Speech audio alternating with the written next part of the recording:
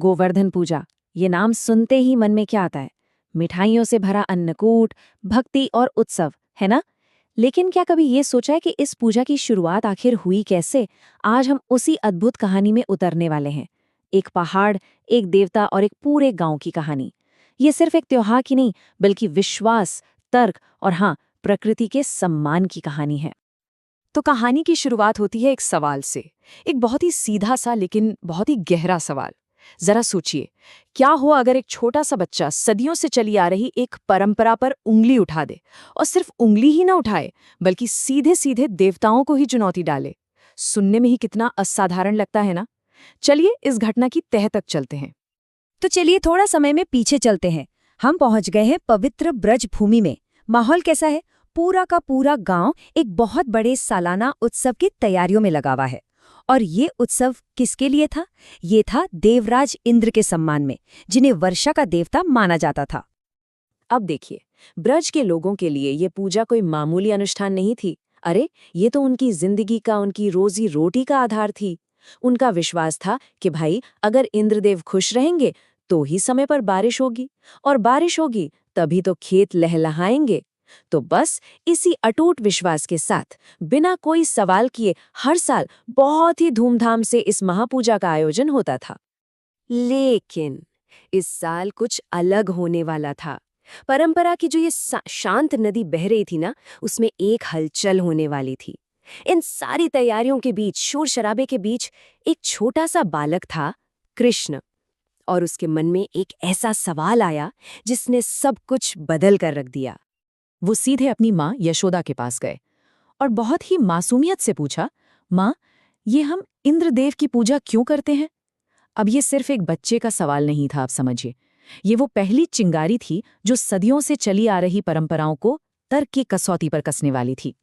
और कृष्ण का जो तर्क था ना, वो एकदम सीधा और जबरदस्त था। उन्होंने समझाया, देखो, बारिश तो बादलों से होती है। हो सकता है उसका कंट्रोल इंद्र के हाथ में हो, पर वो तो एक इनडायरेक्ट फायदा हुआ ना। दूसरी तरफ जरा हमारे गोवर्धन पर्वत को तो देखिए। ये तो हमें सीधे सीधे फायदा पहुंचाता है। हमारी गायों को घास यहीं से मिलती है, हमें फल फूल खाना सब कुछ तो यहीं से मिलता है। इसका दिया हुआ तो रोज हमारी आंखों के सामने है। कृष्ण के इस सीधे साधे लेकिन बहुत गहरे तर्क ने ब्रज के लोगों को सोचने पर मजबूर कर दिया। बात तो सही थी। उन्होंने एक तरह से एक अदृश्य देवता के बजाय उस प्रकृति की पूजा का प्रस्ताव रखा था जो सच में, असल में उनका पेट पाल रही थी। मतलब कृष्ण का संदेश एकदम साफ था कि हमें इंद्र की नहीं बल्कि उस गोवर्धन पर्वत की पूजा करनी चाहिए जो असल में हमारी जिंदगी का आधार है। ये एक बहुत ही रेवोल्यूशनरी आइडिया था उस समय के लिए। किसी देवता से ध्यान हटाकर सीधे सीधे प्रकृति पर फोकस करना। और कमाल की बात ये हुई कि कृष्ण के इस तर्क ने पूरे गांव का दिल जीत लिया। सब मान गए। उन्होंने इंद्र की पूजा की सारी तैयारियां रोक दी और फैसला किया कि अब से गोवर्धन पर्वत की पूजा होगी। सब ने मिलकर अन्नकूट तैयार किया, मतलब खाने का एक पहाड़। अनगिनत पकवान बनाए गए और बड़े प्यार और सम्मान के साथ पर्वत को चढ़ाए गए। लेकिन जब एक इतने शक्तिशाली देवता को ये पता चले कि कुछ इंसानों ने उसकी पूजा बंद कर दी है, उसका अपमान किया है, तो क्या होता है? कहानी में अब एक बहुत ही खतरनाक मोड़ आने वाला था, क्योंकि देवराज इंद्र का अहंकार, उनकी ईगो बुरी तरह से चोट खा चुकी थी।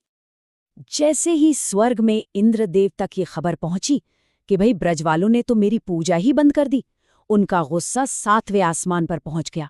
उन्हें लगा ये तो मेरा सीधा सीधा अपमान है, और उनका क्रोध एक भयानक रूप लेने लगा। तो अपने अहंकार में चूर होकर इंद्र ने क्या किया? उन्होंने संवर्तक बादलों को हुक्म दिया। ये वो बादल होते हैं जो प्रलय लाते हैं। उन्हें हुक्म दिया कि जाओ और वृक्ष पर इतनी बारिश करो, इतनी मूसलाधार बारिश करो कि सब कुछ डूब जाए।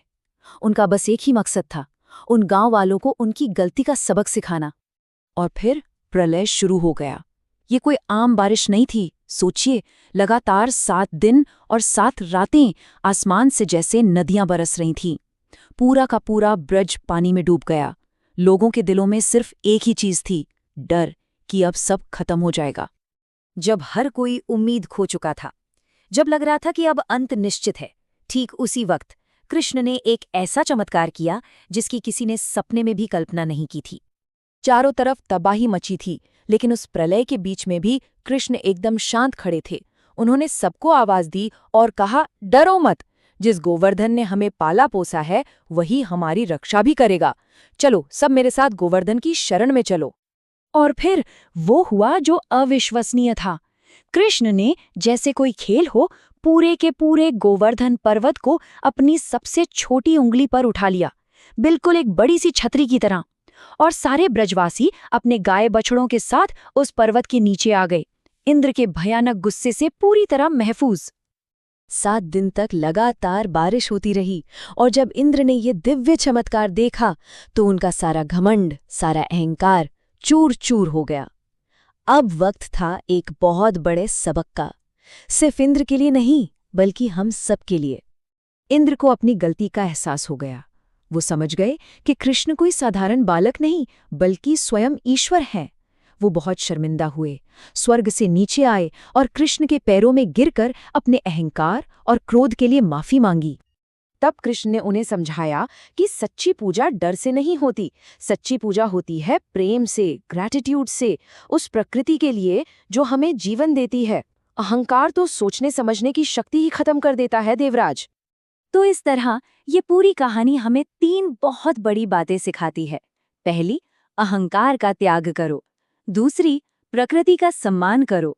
और तीसरी, हमारे पास जो कुछ भी है उसके लिए हमेशा शुक्रगुजार रहो। यही इस त्योहार का असली मतलब है। और आखिर में ये कहानी आज हमारे लिए एक बहुत बड़ा सवाल छोड़ जाती है। सोचिए, अगर गोवर्धन पर्वत प्रकृति का प्रतीक है तो आज के ज़माने में हमारा गोवर्धन क्या है? शायद हमारे जंगल, हमारी नदियाँ, हमारा पूरा पर्यावरण ही हमारा गोवर्धन है। और आज हमें उनकी रक्षा इंद्र के क्रोध से नहीं बल्कि खुद अपनी ही लापरवाही से करनी है। इस बारे में सोचना शायद आज पहले से कहीं ज़्यादा ज़रूरी है।